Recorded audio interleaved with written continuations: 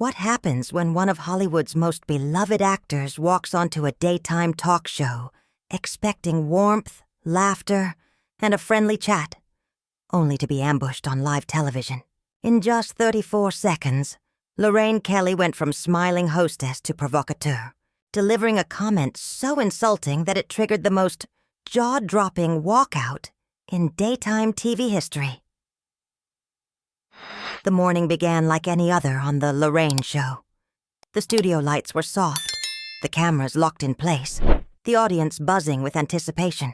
George Clooney, the main guest and the biggest name of the week, was there to discuss his new film and his humanitarian work. Everyone expected charm, light banter, and easy morning television. George entered wearing a simple gray suit, waving to the cheering audience with that signature Clooney grin. Lorraine stood to greet him, warm and polished as ever. They shook hands. He settled onto the famous couch. So far, everything was perfectly ordinary. "George Clooney, welcome to the show." Lorraine beamed. "Thank you for having me. It's great to be here." George replied. The first few minutes were harmless. Talk of the weather, his flight, polite laughter. Then something shifted. Lorraine leaned forward, her tone suddenly different. "You've been in this business a long time, George." "I have, yes. I've been very fortunate," he said, smiling. Then came the jab. Some might say too long. The air went still. The audience froze. George's smile wavered. "I'm sorry. What do you mean by that?" Lorraine didn't hesitate. "Well, you're not exactly a spring chicken anymore, are you? When is it time to step aside and let the younger generation have a turn?" Awkward laughter rippled through the audience. George straightened slightly, maintaining composure. "I think there's room for everyone in this industry. Age doesn't decide talent or relevance." But Lorraine wasn't done. She glanced at her notes, then fired again. This time below the belt. "Let's talk about your marriage. You stayed single for decades, then suddenly settled down. Some people say it was a publicity stunt." George blinked, stunned. "I'd say those people are wrong. My marriage is real and personal." Lorraine pressed, smirking. "But you can understand the skepticism. A man your age marrying someone so accomplished and beautiful. It seems convenient. Good for your image." George's voice cooled. "Steel under calm." "I don't know where you're going with this, Lorraine." "I'm just asking what everyone wants to know," she said. "You can't come on this show and not face tough questions." "Tough is fine," George replied.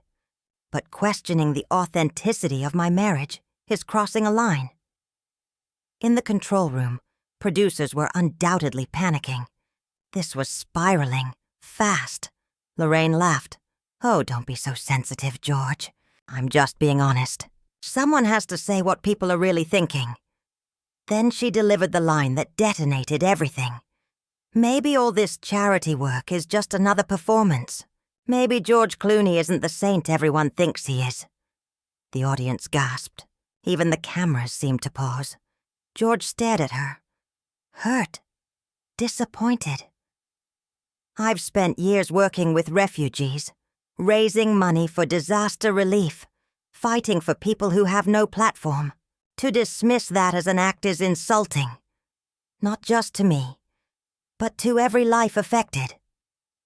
Lorraine waved him off. "Actors act. How do we know when you're ever being real?" That was it. Something in George's expression changed. Not anger, not outrage. Just finality. "You don't want honesty, Lorraine. You want drama. You didn't invite me here for a conversation. You wanted a spectacle. And I'm not playing. So you're walking away?" she challenged, voice rising. George stood up. "I decide whether I participate." And with that, he prepared to walk off the set. "I'm done here." The studio fell dead silent. You could hear the hum of the cameras and the buzz of the lights. Everybody frozen, afraid to even breathe. "You can't just leave," Lorraine blurted out. For the first time, her voice wavered. "We're in the middle of an interview." George calmly removed his mic and set it on the couch. No. You're in the middle of an ambush. I'm in the middle of leaving. Lorraine stood up, flustered. This is ridiculous. I was just doing my job. George faced her, unwavering. Your job is to interview guests, not demean them. There's a difference between tough questions and deliberate cruelty. You crossed that line, over and over. I'm not being cruel, Lorraine insisted, but the confidence was gone. Her voice was smaller now. I'm being real. George shook his head. Real would have been an honest conversation. What you did was try to tear me down for entertainment. That's not journalism, Lorraine. That's just mean. The audience sat in stunned silence. Some stared wide-eyed. Some looked furious. Others had their phones up, recording every second. If you walk off this set, people will think you have something to hide, Lorraine warned, grasping for control. George turned to her fully, steady and unshaken. Let them think what they want. I know who I am. I know what I've done, and why I've done it. I don't need to prove myself to you, or anyone. So that's it? She challenged. You're just going to run away? George didn't even blink. I'm not running. I'm choosing not to engage with someone who clearly has no interest in respect or truth. He began walking toward the edge of the stage. A camera operator instinctively followed him. George, wait, Lorraine called out, her voice cracking with urgency. Can we just start over? Maybe I came on a bit strong. George stopped, turned back and looked at her. Disappointed, not angry. A bit strong? Lorraine, you questioned my marriage, my character, and my life's work in under 5 minutes. That's not strong. That's hostile. I was trying to make good television, she said weakly. At whose expense? George shot back. I'm the one sitting here being told everything I care about is fake. How is that good television? Lorraine opened her mouth, but nothing came out. You know what actually makes good television? George continued. Real connection. Real conversations. Treating people with basic human decency. Not staged hostility. None of that happened here today. I have a job to do, she murmured, but she no longer sounded convinced of her own words. And I have a job too, George replied. Part of mine is knowing when to walk away from something that isn't right. This isn't right, Lorraine. Through someone's earpiece, a frantic producer could be heard, no doubt screaming for a commercial break. But no one moved. No one dared look away. You're making a big mistake, Lorraine said, trying one last time to sound authoritative. Walking off my show. George cut her off. My only mistake was believing this would be a normal interview. I've seen how you treat your guests lately. I just didn't think you'd be reckless enough to try it with me. What's that supposed to mean? She snapped. It means you have a pattern, George replied evenly. You play nice, lure people in, and then go for the throat. I've heard the stories. I just didn't want to believe them. I'm not foolish, Lorraine hissed. George gestured to the entire room. Then what would you call this? You created a hostile environment, insulted your guest, and now you're shocked there are consequences. That's either foolish or cruel. A few audience members actually nodded. The room's loyalty had clearly shifted. My audience loves me, Lorraine insisted, turning to the crowd. We're just having fun, right? Silence, no applause, no cheers, not a single supportive murmur. George's voice softened, not mocking, not triumphant, just honest. Lorraine, can I offer you something? I don't need advice from you, she muttered. Maybe not, George said. But I'll give it anyway. A good host doesn't try to be the star. A good host listens, really listens. You don't build great television by tearing people down. You build it by lifting people up. My ratings are fine, she shot back. George held her gaze. Ratings aren't legacy.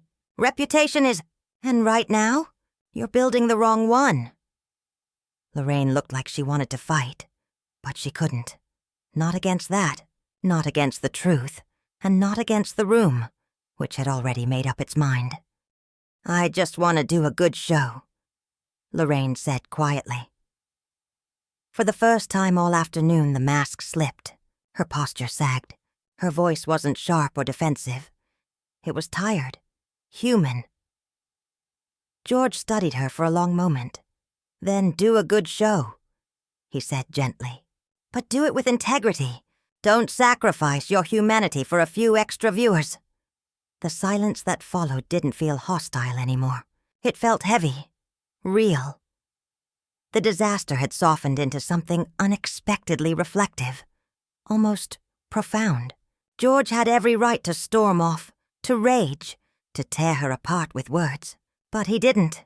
He chose grace. "I don't know what to say," Lorraine admitted, barely above a whisper. "You don't have to say anything," George replied. "Just think about it. Think about the kind of show you want to have, the kind of host you want to be." He turned to leave again. This time, Lorraine didn't chase him, didn't argue, didn't try to trap him with another line or force another moment. She just stood there watching him walk away. "George!" someone called from the audience. He turned. "We love you." George smiled, small, humble, and gave a grateful wave. "Thank you. That means a lot." Clapping began in pockets of the room. Then more. Then suddenly the entire audience was on their feet, applauding. Not for a celebrity, but for a man who had just shown dignity under pressure. For a man who refused to sink to the level offered to him. Lorraine watched, frozen. The applause wasn't for her. It was for the man she tried to humiliate. George reached the steps at the edge of the stage. He stopped, looked back at Lorraine, and met her eyes across the distance. "Good luck, Lorraine," he said sincerely. "I hope you figure it out." And then he disappeared behind the curtain. The applause grew even louder. Some people cheered, others whistled. The cameras didn't even seem to know where to point. Lorraine slowly lowered herself into her chair.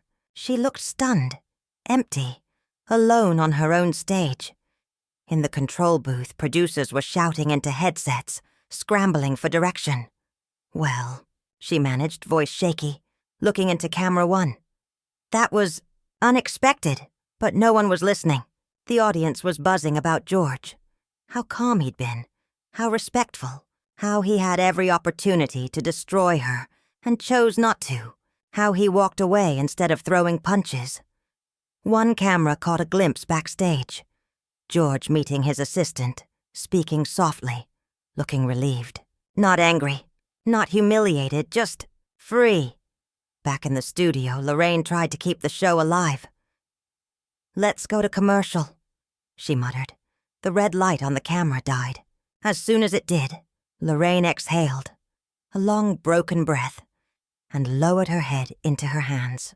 The audience murmured, replaying the moment among themselves. Crew members moved equipment, but even they weren't really present. Everyone knew they'd just witnessed something that would live on in clips, headlines, and conversations for years. The day George Clooney walked off Lorraine, Kelly's show, not in anger, but in dignity. Lorraine stared at the empty couch beside her, the indent in the cushion where George had been sitting. Makeup artists and assistants hovered, unsure whether to approach. The floor manager stepped forward. "We're back in 2 minutes. What do you want to do?" "I don't know," Lorraine whispered. "I really don't know. We could bring out the next guest early." "No," she said. "I need to say something to the audience." "Are you sure that's wise?" "Probably not," Lorraine sighed. "But I have to try." The countdown started. 5, 3, 2. The red light returned. Cameras rolled. "I think I owe everyone an apology," she began. "That didn't go the way I planned." The audience went still, waiting, judging whether this was sincere or just damage control. "I thought I was asking tough questions," she continued. "But watching George walk away, seeing your reactions, I realized I crossed a line. Several lines. I forgot that my guests are real people. I got caught up in trying to create a moment, and I lost sight of basic respect." She swallowed. George Clooney came here to talk about his work. Instead, I attacked him personally. That wasn't right. It wasn't fair. And I'm sorry." She looked straight into the lens. "I don't know if George is watching, but if you are, you deserved better." Soft applause began. Gentle, hesitant, forgiving, but not forgetful.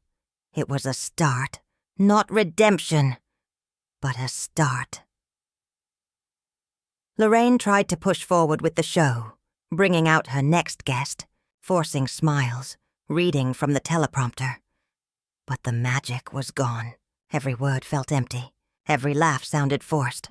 The energy that once carried her so easily through live television had been replaced by a thick, suffocating awkwardness.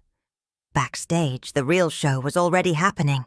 Production assistants were texting friends. Camera operators were whispering to one another. Clips were being scrubbed, clipped, and quietly shared. Within an hour, it would erupt across social media. By nightfall, it would be trending worldwide. Meanwhile, George Clooney was already in the back seat of a car, riding through the city with his assistant beside him. His phone wouldn't stop buzzing. Publicists, managers, colleagues, all demanding to know what happened. She was completely out of line. His assistant said, "Still fuming?" "She was." George agreed calmly. "But anger doesn't fix anything. I said what I needed to say. I left. That's enough." "You were incredible in there," the assistant insisted. "Composed. Graceful. I don't know how you stayed that calm." George gave a faint, tired smile. "You stay in this business long enough, you learn what losing your temper costs. She's obviously going through something. Maybe this will wake her up." He turned to the window again, watching the city blur past. He didn't look angry. He looked free, as if setting a boundary had lifted a weight off his shoulders. Back at the studio, the taping finally ended. Lorraine sat alone in her dressing room, staring blankly into the mirror. A knock at the door. "Come in," she said weakly. Her producer stepped inside and shut the door behind him. "That was rough." "I know," she whispered. "I really messed up. That's not you. Why did you go after him like that?" Lorraine swallowed. "I thought I was being bold, provocative. I thought people wanted moments. They want authenticity," the producer replied gently. "Not cruelty." Lorraine exhaled, defeated. "He said almost the same thing, right before he walked out." "Well, he was right," the producer said. "Maybe it's time to rethink what this show is trying to be." She nodded slowly. "I think I need to step back, figure out who I'm becoming, what kind of host I want to be." They sat in silence for a moment. "Do you think he'll ever come back?" she asked softly. The producer hesitated. "Honestly, probably not. But maybe that's not the lesson. Maybe the lesson is doing better from this point forward." Lorraine stared at her reflection, at the face of a woman who had once loved real conversations. Before she started chasing controversy, when did it stop being about connection? She whispered. "I don't know," her producer replied. "But maybe today is the day we fix it." Outside that quiet dressing room, the discourse was already forming. Some would say George should have stayed. Others would insist he was right to walk. But everyone would agree on one undeniable truth. He handled it with more grace and restraint than most people ever could. In an industry addicted to outrage, George Clooney had chosen a different path, showing there is still strength in dignity, still power in knowing when to speak softly and walk away. He proved that respect doesn't have to be conditional, even when it isn't returned, and Lorraine Kelly, humbled and shaken, learned, perhaps too late, that being a great host isn't about manufacturing moments. It's about creating space for genuine ones, space she had failed to offer. The cameras were off. The audience was gone. The studio lights faded to black. But the echo of those few brutal seconds would linger for years. Because sometimes the most powerful protest is silence. Sometimes the greatest victory is refusing to be dragged into something ugly. And that is exactly what George Clooney